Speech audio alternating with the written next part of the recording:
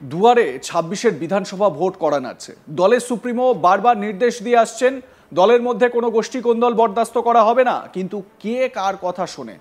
দলের সুপ্রিমোর কথা অমান্য করে নেতাকর্মীরা নিজেদের মতো চলছে।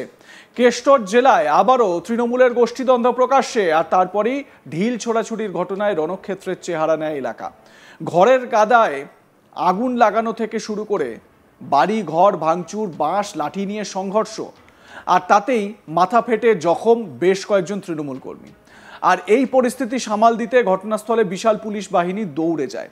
তৃণমূলের গোষ্ঠী সংঘর্ষে উত্তেজনা ছড়িয়েছে এলাকায়। ভোটের আগেই যদি এই পরিস্থিতি হয় তাহলে ভোট এলে কি হবে? এই ঘটনায় বিপাকে পড়েছে রাজ্যের শাসক দল তৃণমূল কংগ্রেস। তৃণমূলের গোষ্ঠীদ্বন্দ্বে উত্তপ্ত বীরভূমের ইলামবাজার। জানা গিয়েছে বীরভূমের ইলামবাজারের নামোদেলরা গ্রামে রাজ্যের কারামন্ত্রী চন্দ্রনাথ সিংহের দুই গোষ্ঠীর মধ্যে সংঘর্ষ বাধে। স্থানীয় তৃণমূল নেতা সেন্টু শেখের গোষ্ঠীর সঙ্গে অপর আব্বাস উদ্দিন শেখের গোষ্ঠীর মধ্যে তুমুল সংঘর্ষ, আর তাতেই উত্তপ্ত হয়ে ওঠে এলাকা। জানা গেছে গ্রামের নিয়ন্ত্রণ থেকে শুরু করে পঞ্চায়েতের কাজের রাশ কার হাতে থাকবে, মূলত এই নিয়েই দুই গোষ্ঠীর মধ্যে দ্বন্দ্ব। সংঘর্ষে ঘরের গাদায় আগুন লাগিয়ে দেওয়া হয়, ভাঙচুর করা হয় দুপক্ষের বাড়িঘর। বাঁশ লাঠি নিয়ে দুই গোষ্ঠীর সংঘর্ষে মাথা ফেটে আহত হন বেশ কয়েকজন কর্মী। এরপরই আহতদের ইলামবাজার প্রাথমিক স্বাস্থ্য কেন্দ্র নিয়ে গিয়ে চিকিৎসা করানো হয়। গ্রামবাসী বলেন, কয়েকদিন ধরেই গ্রামে ঝামেলা হচ্ছে, সবাই তৃণমূল করে, তাও কিসের এত ঝামেলা জানি না। মারধর ভাঙচুর হচ্ছে, আতঙ্কের মধ্যে আছি আমরা সবাই। গ্রামের সবাই আশঙ্কায় রয়েছি। অভিযোগকারী হাসিনা বিবি এবং অভিযোগকারী ওয়াজাহান তারা কি বলছেন শোনাবো, মানে তারাও দুজন স্থানীয় মানুষ, শুনুন।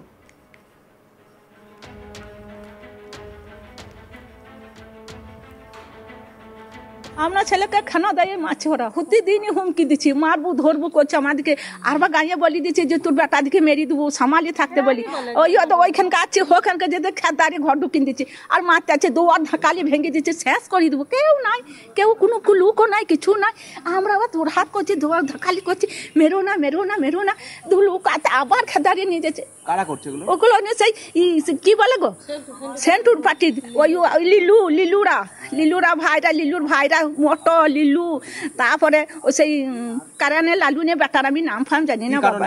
ওই কারণে পাচ্ছি আমরা পার্টিতে উঠবো, আমার নিম্বর হবো না কি হবো আমরা করবো, তুই দিকে আর লুবো না। গ্রাম দখল করার চেষ্টা। হ্যাঁ গ্রাম, আর ইয়ারাই আছে, ইয়ারা প্রথম থেকে আছে। আমাদের সে শরীফের দল, সে আগে আছে, আমাদেরই দল ছিল নিয়ে, ওয়ার এখন নতুন করে বলছে আমরা লুবো নি, যেখানে সেখানে মারছি।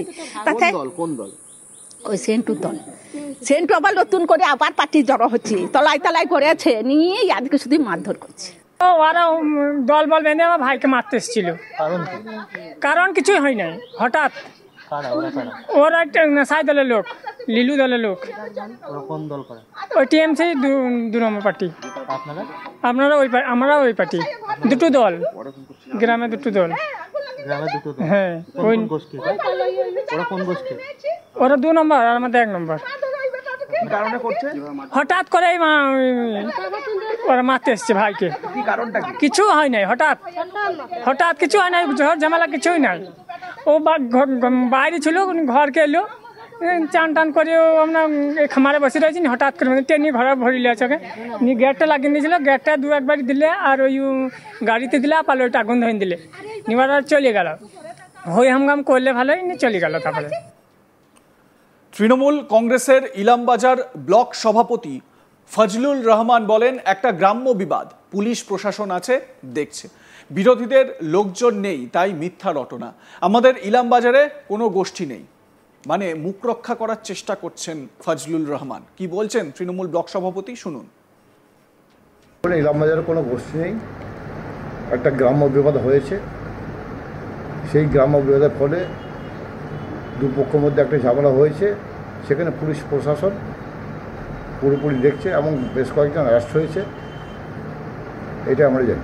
বিজেপি বক্তব্য যে এলাকার যারা সিন্ডিকেট রয়েছে, সেই সিন্ডিকেটে ভাগ বাটোয়ারাকে কেন্দ্র করে ঝামেলা।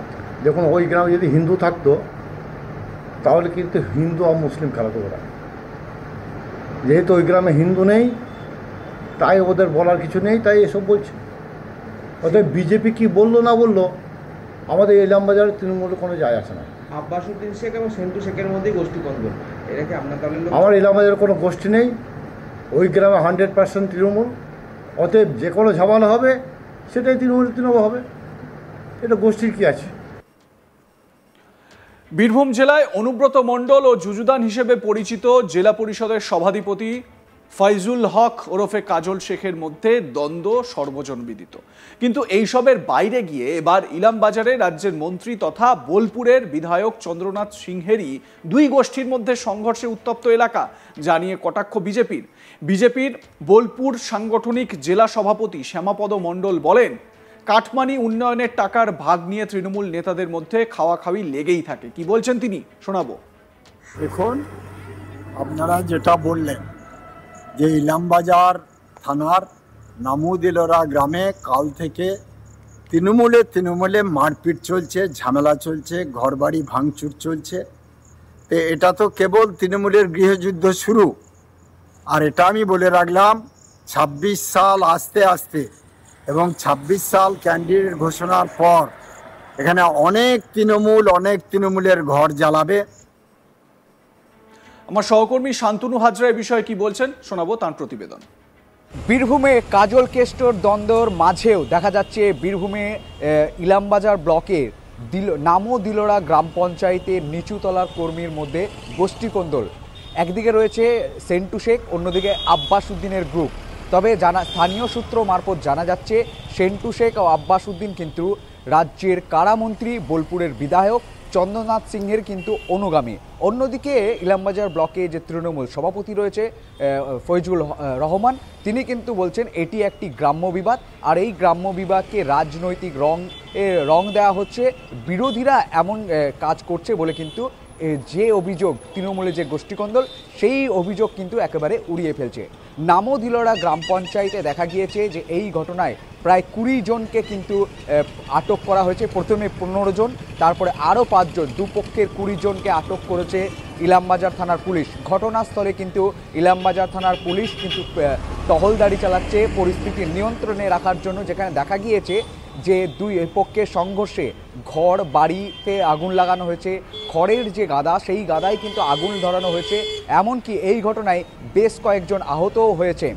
আহতদের কিন্তু ইলামবাজারে যে স্বাস্থ্যকেন্দ্র রয়েছে সেই স্বাস্থ্যকেন্দ্রে কিন্তু চিকিৎসা করানো চলছে এই মুহূর্তে।